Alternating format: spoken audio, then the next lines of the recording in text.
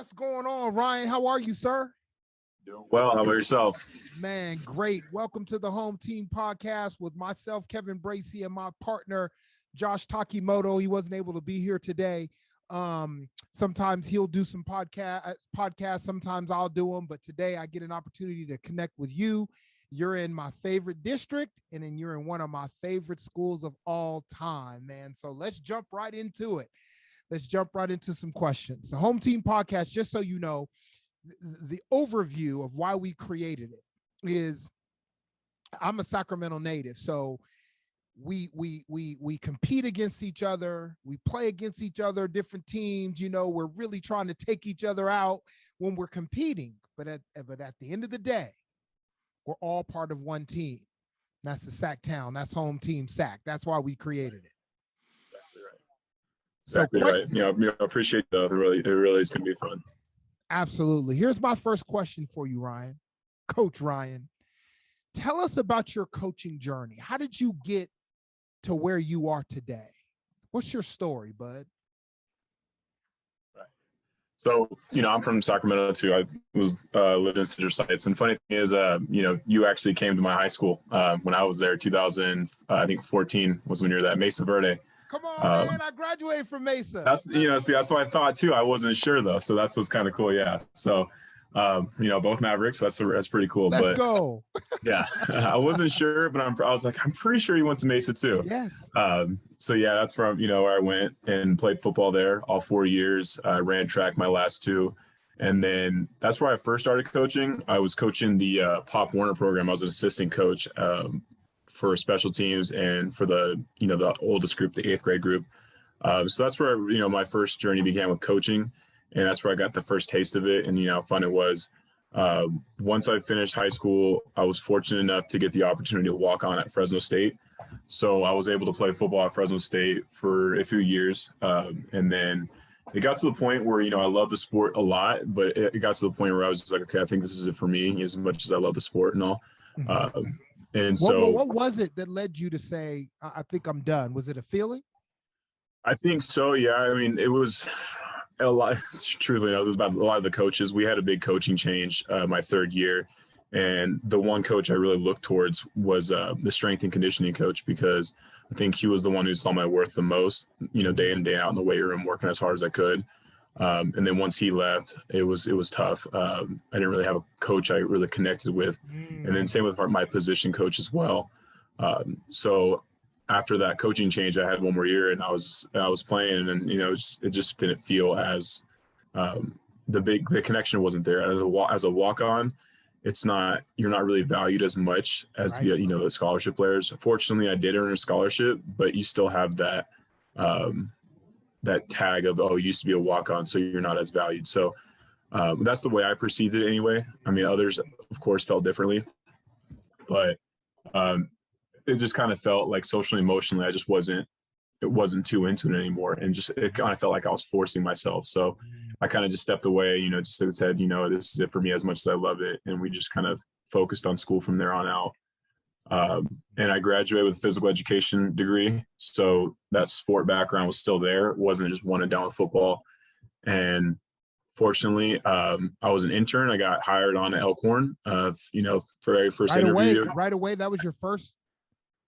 Yeah, that was my first interview ever. I was really shocked. I was, like I said, I think it was fortunate. Fresno State had a really good program, and they prepared me well enough to be a teacher. I was fortunate I had to go through credentialing right away, and I just was able to get a job right away. And it's funny enough, the principal walked out and he said, I heard you played football. You want to coach the football team? I'm like, I had the feeling you're going to ask me this eventually, because I really wanted to focus on the job. But I started coaching there, and that's where I've kind of been at now. And it just fell in love with it even more as I continued it with the last few years I've been doing this. So that first season of football was very challenging, because I was learning the rules when it comes to flag, because it's a lot different from I've seen you at one of the games before. It's a lot different from what it is at tackle. And so it was a big learning curve. Right. But yeah, that's kind of where I'm at now. Coached 2 years for football and then 1 year for basketball. It's my first year coaching basketball. Kind of get into a little bit later on. So let's put it this way: I'm not a basketball guy, but That's tough. Now what's the difference? Like, is it the rules? Is it what's the difference to you? Like when you say you're not a basketball guy, is it just you're not a fan of the game? Never, it was one of the sports I'd never played. I played baseball when I was younger. I played soccer for 6 years when I was younger. I played football, most of my life. It was just one of those sports I never got into. Right. And even till this day, it's like my friends even know it. Like, I don't watch basketball. I don't really play it much. I'll go out just to move around and have some fun. Right. It's even one of those subjects I was, nervous about teaching, because as a PE teacher, you got to teach that to hit that standard. Right. But the duty called, and I had to take the opportunity. And so that way those kids, they made sure they had a coach. Right. That's awesome, man. So what do you like most about the life and the job of coaching youth? What do you like most? What, you get up in the morning and you're going to teach, but what is that passion? What do you like most about coaching? What's it do for you? It's a good question too, because at the end of the day, we're like, I get done with my normal job, and then this just excitement gets going in me. I'm like, okay, it's the fun part. And it's funny because my players see me run from the playground all the way to my classroom, yelling, hey, it's time. It's the best part of the day. Right. And I think it's just the passion, the potential you see in these kids. And even though West Sac, it's not, especially up north, it's not the most high income area. And so a lot of these kids, it's their outlet, and to see their potential, it's remarkable of what they can become, as long as they have someone there to be able to coach and advocate for them and really help support them where they're going. So I feel like that's where the big passion comes from it, and what makes it the most fun. Do you make a connection between, like you were talking about the coaches at Fresno State that you didn't connect with as a walk-on, you didn't feel like you had that connection? Is that something that reverberates through your mind as you're coaching these other youth, to make sure that you truly connect with them, because that might have been missing in part of your journey? Does that come up ever? Yeah, big time. It's like I mentioned, there was never really a strong connection with my coaches over there, except a couple of them. And just the way they talk to me is something that I had to take in consideration. I mean, the best part about the middle schoolers is, like, people don't realize that you can be hard on them, but you have to show them love at the same time. And I'm hard on my guys a lot. But at the same time, at the end of the day, they know it's love. And they see the passion. They know I'm not really yelling at them, but I'm, passionate about trying to get them better. And since I show them love, those connections form. And I got kids who an 8th grader, for example, I taught in 5th grade. And this kid, man, he made me want to make me rip my hair out sometimes. And now this kid's like, he's calling me the best coach ever. And he's like I'm one of his favorite guys. And it's like, it's surprising. But if you show them that love, but at the same time, the passion for trying to get them better, it helps build that connection, and it makes them want to continue to do what they do. Absolutely. And in West Sac, because I know that district, those kids, I've been in that district literally with 7 years in a row. I've been speaking to those schools multiple times, and multiple times a year for 7 years. So it's like, in some cases, as you know, you're a father figure to some of them, right? Yeah, and that's the thing. I think I might, catch a little heat for this, but I am brutally honest with the kids, and it's because I didn't have the best life growing up either. Definitely didn't have the hardest, but I lived in a mobile home park. My dad was in the military, so he was deployed a lot, and my parents split up, and so it wasn't the hardest, but it definitely wasn't the easiest. And I'm honest with these kids, because I see a lot of it, and like, I've been through it. And so I tell them, like, hey, a lot of us, they don't have the family at home. A lot of us, they don't have the support. And that doesn't mean anything to us. It does, but at the same time, it's like, that doesn't mean we can't be what we want to be. Right. And so I preach that a lot with the kids, that just because we don't have everything that everyone else does, we just got to work a little bit harder. And as long as you have someone that supports you, which is, the coaches and the teachers and stuff like that, you're going to be okay. Doesn't matter where you're from, you're going to be fine. Right. We made it through our hard stuff, and obviously, as you get older, life doesn't get easier. You're still going to have your hard stuff, but you're just more equipped and more prepared, more mature to handle those situations. But like me, it was the coaches and the teachers that if it wasn't for my coaches, my coach Barney and coach, I know Geb, you didn't know Geb. I had Gebhardt, you know, if it wasn't for those coaches and some of those teachers like Miss Marshall, did you have Miss Marshall? Yeah, I had her. Mr. Reed, did you have Mr. Reed? Yeah, freshman year too. Yeah. Hey, Mr. Peoples, did you have Mr. Peoples? Yeah, that's one of my guys too. Yeah, we had a lot of these. If it wasn't for those, I don't know if I would be here. So when you mention teachers and coaches, man, invaluable. And I'm going to tell you, I know you know this, but you aren't just a coach, Rye. You are a generational difference maker, my brother. You are making a difference in generations of lives. How I'm mentioning Coach Barney, and I'll be 50 next year. I'm still mentioning Coach Barney. I graduated in 1990. So they're going to be mentioning you, Coach, years and years as you keep moving. Yeah, and that's the hope, is just to really just be a pebble in these kids' mountain of, you know, greatness, just helping them as much as I can, and just tell them, like 2 years ago, my guys that I coached to, you know, we got to a championship game and stuff like that. Those guys I really connected with, and I was just telling them, like, you know, at the end of the day, whatever happens from here on out, I still got you. If you ever need anything, just let me know. Come to me. I'll help you as much as I can and stuff like that. And so far, we haven't had that, you know, happen where they need to, but I know eventually it will, and that I hope those guys know that I'm there for them. Man, I could tell, man. Hey, we're both fellow Mavericks, and I can tell your heart for the just this my first time actually meeting you like this face to face and having this conversation, but I can tell, bro, that they love you, man. So good job, and I look forward to coming out some more and having some conversations. Like I'm gonna be making some videos and stuff for your kids here pretty soon, but this is just the beginning of our connection, RA. I'm telling you right now, man, I like you already. Let me get to the next question. Coach, do you have a coaching philosophy that you share with the teams that you coach? Like you got a brand new team, right? Brand new year, brand new kids. Some of them are obviously mixed in there, some kids that had you before. But what is your vision, your coaching philosophy that you lay out for them if you have one? So a big thing that I've noticed, it seems a lot really works, and it's something that I've taken to consider and like really taken to heart, is to build the culture of familyhood. I think a big time happened 2 years ago with the football team I was coaching my second year. Little things like, you know, we break on family, well, I'll say family on three and stuff like that. That little thing, it really creates this, you know, the brotherhood, the sisterhood, because you know, there's girls out there on the teams as well. And it really helps the kids understand that this is our second family, even though you have a family at home, which might not always be the best and stuff like that. You know, this is your escape. You know, this is where everyone's got you. And I had to get on one of my players the other day at one of our games. He started, you know, getting on one of his teammates during the game. And I told him, like, hey, this is something that we're not going to do. We're not going to break down. You're not going to yell at each other, because at the end of the day, you all are being coached what to do. If you didn't do it well, it's not your fault, it's mine. So that familyhood, and I can see it in the people's eyes at the end of the game or end of the season. These kids had tears, because they knew at the end of the day, it's like, this is the last time we'll be able to be together like this in this type of family.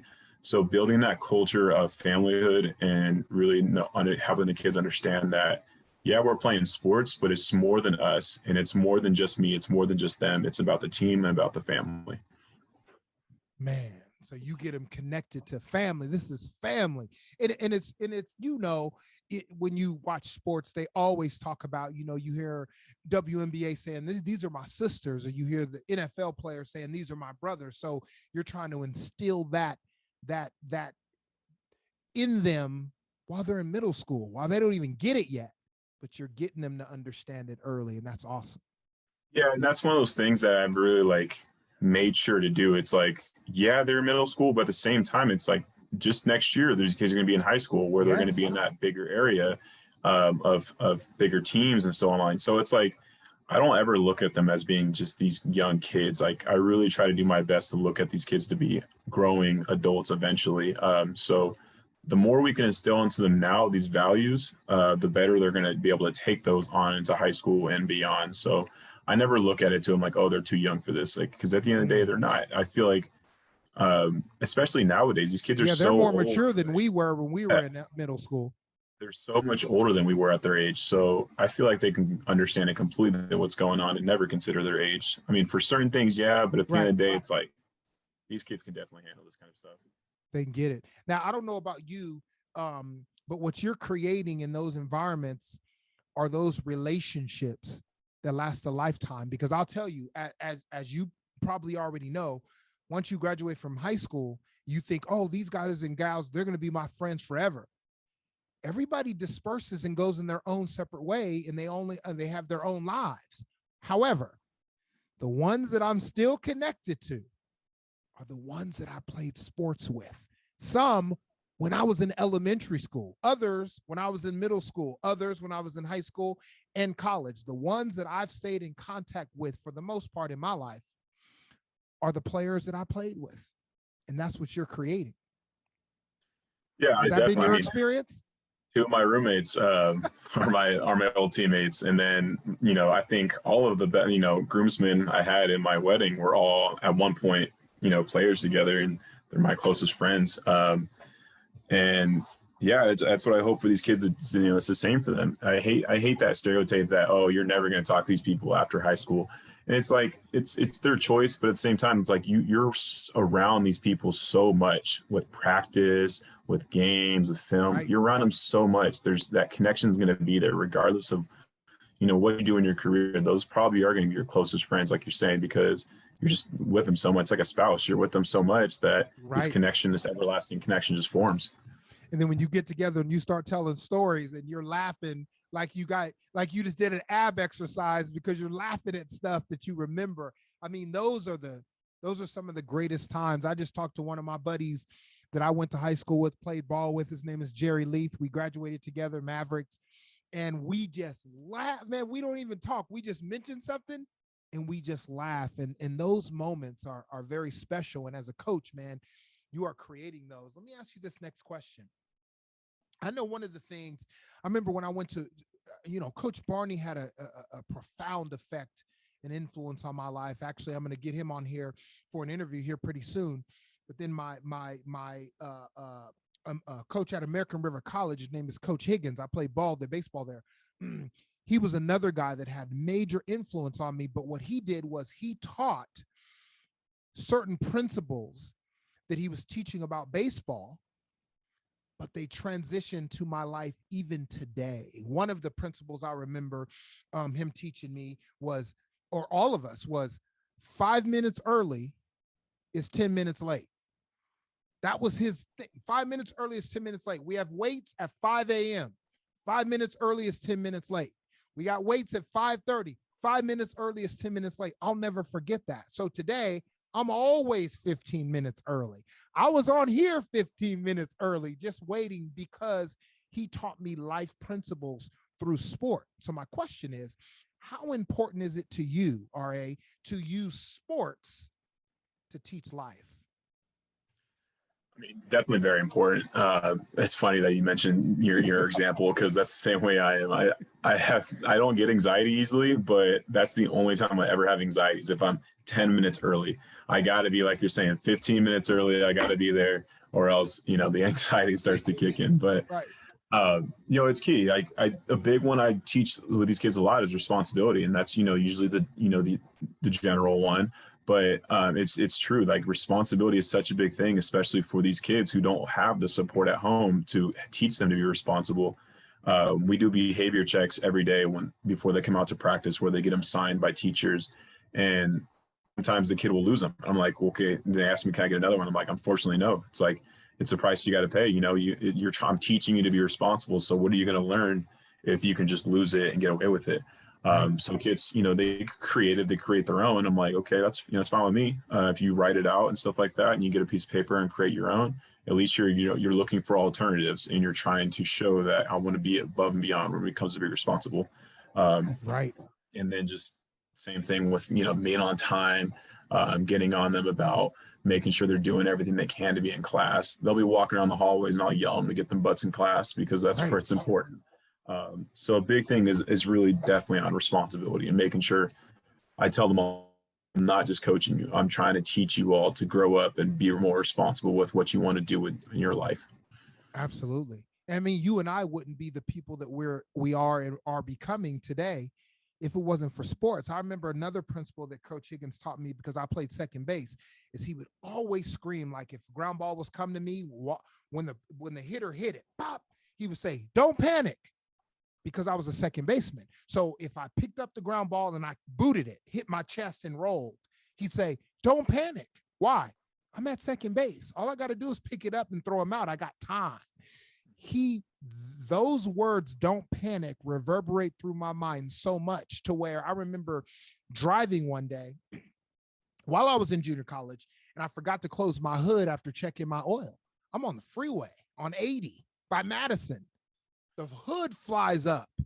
The only thing I can hear in my voice, in my head, RA, was, "Don't panic." So I look at my rear view, put my blinker on, I pull over, I close it, get back in my car, close the door, put my blinker on, and take off. So that was a life principle, because when your hood flies up, you panic. I can't see anything. But that's the power of teaching life principle through sport. I love that. You teach responsibility. I get it. Yeah. And another big one too is like it's more than just you. It's us. And that's a big thing too. I've really noticed I've been doing a lot about because a lot of these kids will come up to me like, "Hey, I did good." I'm like, "Okay, but it's not about you. It's about the team." And that's the one thing that I think they know by now, especially this basketball team. I've been preaching a lot. It's not about you. It's not about me. It's about us and togetherness. So that's another big thing, that it's more than just you. So I hope that's one of those things they kind of understand too as they get older, when they get into their jobs, because teaching, it's not about me. It's about the kids. It's about the school. And that's the same thing that I took from life when I was on a team environment, that it's not about me. It's not about how I perform. It's about how the team performs. So it's also one of those big things. Huge, especially, you graduate from college, or if you don't go to college, you go get a job. It's about the team. Everything is about we. It's not really about you, unless you're an entrepreneur on your own. But then again, it's about your client. So it's back to we, So I know you have a passion for West Sac students, particularly Elkhorn students, but West Sac as a whole, like I do. We share that passion for those kids and staff in West Sac as a whole. Tell us about your passion of having equal access to sports for all West Sac students. Tell us more about that, because I know that's one of your passions. Yeah, it's definitely a big one. And so the real kind of what I mean by equal access is definitely multiple things. And one of the things I've noticed this year, especially since COVID, and it's been kind of affecting a lot of the motivation to do so, is just having coaches. And it was unfortunate that a lot of our teams and a lot of our sports were impacted this year about not having a coach. Unfortunately, Westfield, it's one of those schools that are finally getting. Yeah, it's one of the schools I taught at when I started, but they're finally getting their sports programs going because they finally have a full middle school, and they just don't have dedicated coaches, and it's unfortunate. So they just don't have the access to play. They didn't have a football team this year because no one wanted to do it, and it's just kind of unfortunate. I think Southport, Stonegate, they didn't have football coaches until like the week of.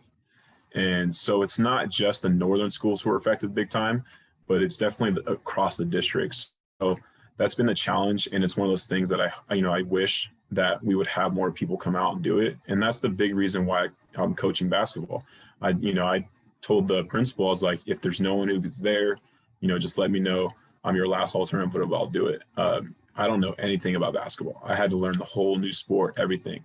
But if I didn't coach, my students wouldn't have access to be able to play like a lot of these other schools. And it's very unfortunate because that's there's so many different things pulling me left and right. And it's like, to add something else on, it was a big decision. But at the same time, it's like, it's not about me. It's about the kids. They got to have access to it. So I really wanted to make sure that just because they can't not have a season because they don't have a coach, when I'm fully able to coach, even though I don't know much. I know how to coach, but I don't know much about basketball. And it's one of those things I've learned.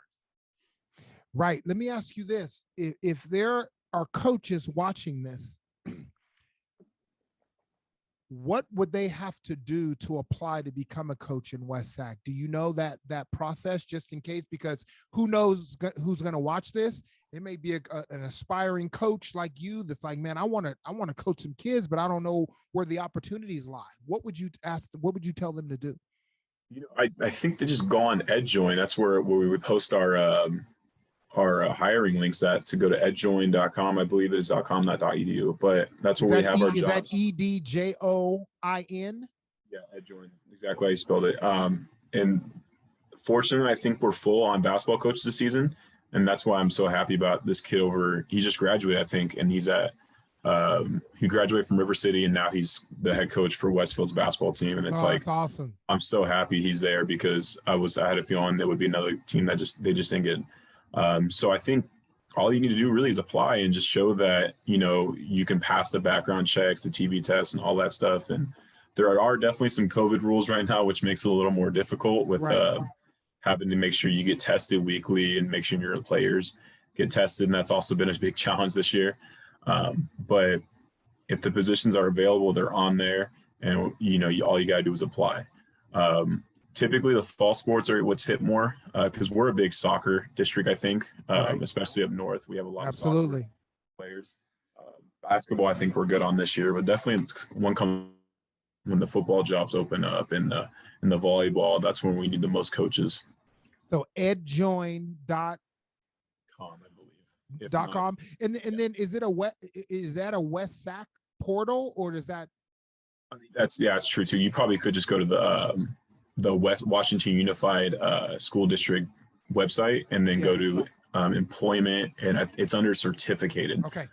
So that's where it's at, not necessarily. EdJoin's basically where all schools post their jobs at. Okay, so you got EdJoin, but if you want specifically the opportunity to coach these West Sac, the young, great, and gifted who I love in West Sac, you go to Washington Unified School District's website and just use your brilliant common sense and figure out a way to get to the sports, and we'll go from there. Because that's a question that you didn't know was. I didn't even tell you that. Let me ask you this question. This is always an interesting question I like to ask awesome coaches such as yourself. Although I'm positive you respect all your opponents that you compete against. We're all part of, Sac Town. That's why we call us home team, the home team, right? Home team Sac. Who is a coach that you've competed against that you respect? I know you respect them all. So we're not putting down anybody, but who's one that comes up in your mind that you respect because they bring out the best in you and your teams? It's like, I saw this question, I was like, it's a pretty tough one to answer, because I don't know if there's someone specific, but it's usually that coach that it just shows the same amount of passion, the same amount of energy towards their players. Because I've played against teams where we've blown them out, by number of touchdowns or number of points.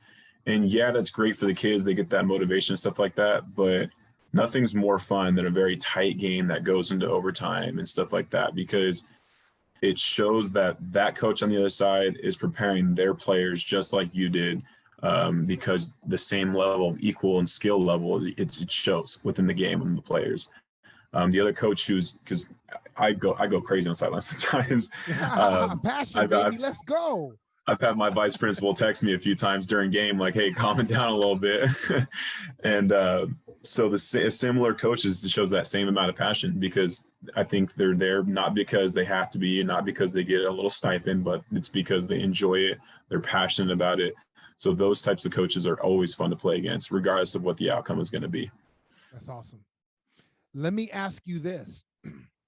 What coach that you remember that you had coming up that stands out in your mind, that really made a profound difference in your life, that you kind of, I don't want to say you model your coaching after, but you just remember because they made that such an impact on you?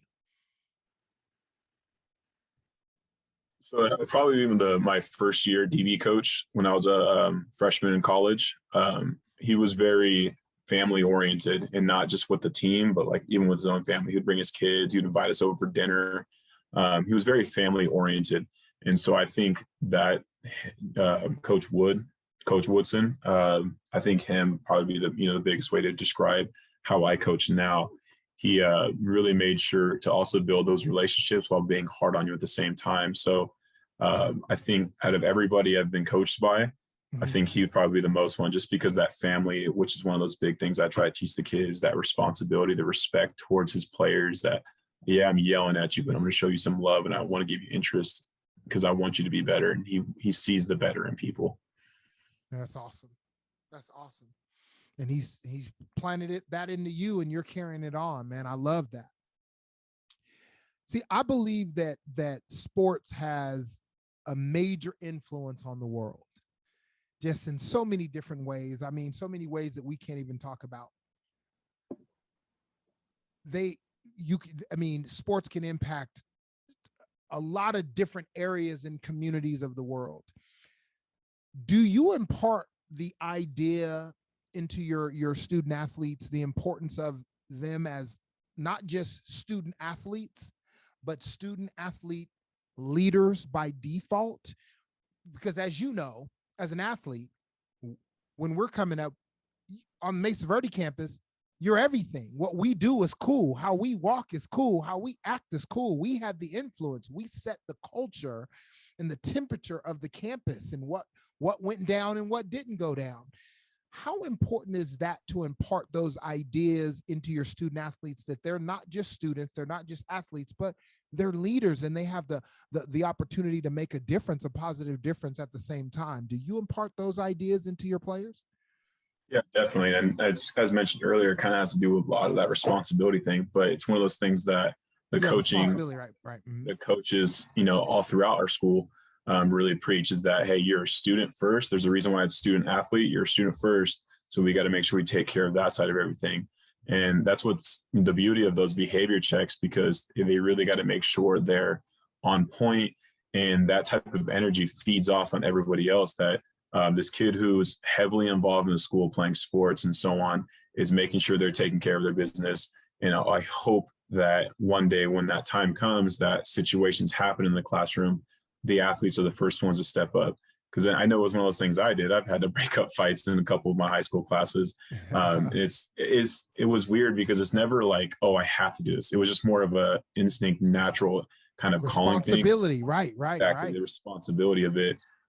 So making sure those kids that you are a part of something more, you're not part of something that you have. And that's the biggest difference between sports and school. It's like, you don't have to be there. It's not optional. It's rather you're there because, you made the team and so on, or you don't have to be there. You're not there. You're not required to be here. And so I think that also, that stigma helps them understand that I am something more than the requirements. I am more of something outside the lines, and I need to make sure I just, act like it and carry that responsibility, that leadership on campus. I haven't seen it much at the middle school level. I definitely can see it in the high school level, though. I'm hoping that is something I'll definitely kind of incorporate and really emphasize a lot more of, just being those leaders on campuses, because I look at everybody as a leader on campus, regardless if you're a sport or not. And that's just the teacher in me. I actually teach a leadership class right now. So yes, it's one of those things that it's definitely going to be emphasized more often. Awesome. That's awesome. My last question that I have for you, and anything else that you want to share, I'm not in a rush. If you could leave one success principle, one character principle with your players as a coach, what is that legacy? What is that legacy that you want to leave for home team West Sac? I think the biggest one I can think of is tenacity. Because West Sac, we've been mentioning, it's not the highest income area, especially up in the north. And no matter, because some of these kids are way more athletic than I was when I was at their age. And it's like, if these kids really just had the passion and the motivation and that tenacity to keep going, regardless of who tells you where you're from, what you can and can't do, it's like these kids will be way more athletic than I ever will be. So that tenacity and understanding that regardless of where we come from, regardless of what we do and don't have, nothing can stop you as long as you put your mind to it. And that's one of those things I just grew up with. We're from Mesa Verde. It's not the biggest school. It's not the one, you don't have a lot of D1 scouts coming out to our school. But I worked and I refused to quit. And it was one of those things, waking up at 5 a.m. to go run stairs, run parachutes, all that stuff. That Come on. It's weird to think as a high school you're doing all that stuff, but it's like I had that drive to tell myself, like, no one's going to tell me I can't stop. Don't matter where I'm from. Don't matter if I'm from a small school, Division 5 school. I'm going to get to where I want to be.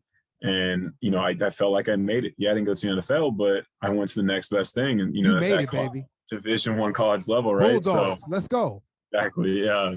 And so it's one of those things that I hope those kids at, you know, that our school and the kids I coach, that regardless if you don't have both parents, regardless if you don't have the best grades now, doesn't mean if you don't keep trying, you'll get to that point where you can be. And that's awesome. Man, that's awesome, RA. I'm so excited. Are there any last words that you want to share with other coaches, that anything about the students, anything else you want to share before we close out? Because I don't want to miss nothing from a young, brilliant mind as you are, but also not just the mind, but you have a heart. You have a heart for the kids. You have a heart and a passion for what you do. I can see it. It's palpable. You love this. Any last words before we close this thing out, RA? I think the biggest thing for coaches is to show the kids energy. If you show them the energy, the passion, and the will, regardless of the age group, and it's so crazy because my friends say, dude, it's just middle school, like, calm down. Like, nah, at the end of the day, it's not about just the sports, it's about the kids. And if you show the kids the passion, the energy, the love for each other, the sport, everything, it doesn't matter the age, it's going to carry on. So as a coach, just make sure you show the kids the love, regardless who it is. It can be the third string left tackle on kick return. Show them the love, show them whoever it is, make sure that, you know, they understand they're there for a reason. It's not because they have to be, but it's because you wanted them to be there. And so that's why you selected them for the team.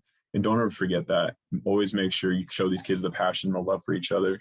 And because at the end of the day, 15 years from now, when these kids are in their careers, hopefully they remember that and they can share the same things to the next generation. Man, you're preaching to me, man. You know, let me tell you why that moves me when you said show them the passion. Because I've been speaking. I'm a speaker. That's what I've been doing the last 26 years of my life. And one of the things that I teach speakers, well, I want to be a speaker. I want to be a speaker. Okay, that's cool. But when you get in front of a group, will they be able to feel you or just hear you? Because if you have a voice, anybody can grab a microphone and just talk. But you will be remembered and you will penetrate. And you will penetrate the heart of your student audiences if they can feel your passion.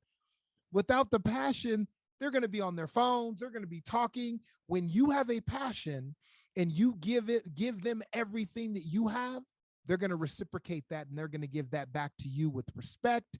Any call and response that you want them to do in front of an audience. So when I say each one, you say reach one, each one, reach one. If I'm passionate, they're going to be passionate. But if I get up there and say, when I say each one, you say reach one, each one, they're going to be like, bro, what are you know what I'm saying? So when you say give them that passion, that's huge. I can relate to that. It's something I've learned a lot just from teaching too. It's like, Kristen's a good speaker. She mentions students aren't going to learn from somebody they don't love, or students aren't going to learn something they don't like. And so in order, to be liked, you got to show that passion, because if the kids will know if you're not really about it. That's the craziest thing, is like, you might think that you can fake it in this when you're molding youth, but you can't. They know, they understand, 100% know if you're really about it. And, when I go guest speak at my old college for my professors, I tell the up and coming PE teachers, I'm like, you really just got to be about it. And if you're not about it, the kids will find out quick, and you're going to find out quick. So you're right. It's just being about it, showing that passion, regardless of what you do, coaching, teaching, your job, everything. Just be passionate, just be about whatever you're doing, be the best of what you can be, even if you're a bagger at a grocery store or, the principal at a school. Just be about it, be the best you can be. Man, there is no words after that. That is Coach Ryan Alvarez, the guy at Elkhorn. Man, thank you so much for your time. Thank you for your energy. And most importantly, thank you for the legacy that you're leaving and the lives that you are changing in Elkhorn, at Elkhorn Village, and in West Sac. Best Sac, in my heart, because I've been in those schools more than any other school. So, man, thank you for taking the time. And this will not be the last time we have a conversation. I got your phone number now, champ. Definitely, yeah. Let's go. All right, bud. I'll talk to you soon. Thank you so much. Of course. Thank you so much for having me. Have a great night.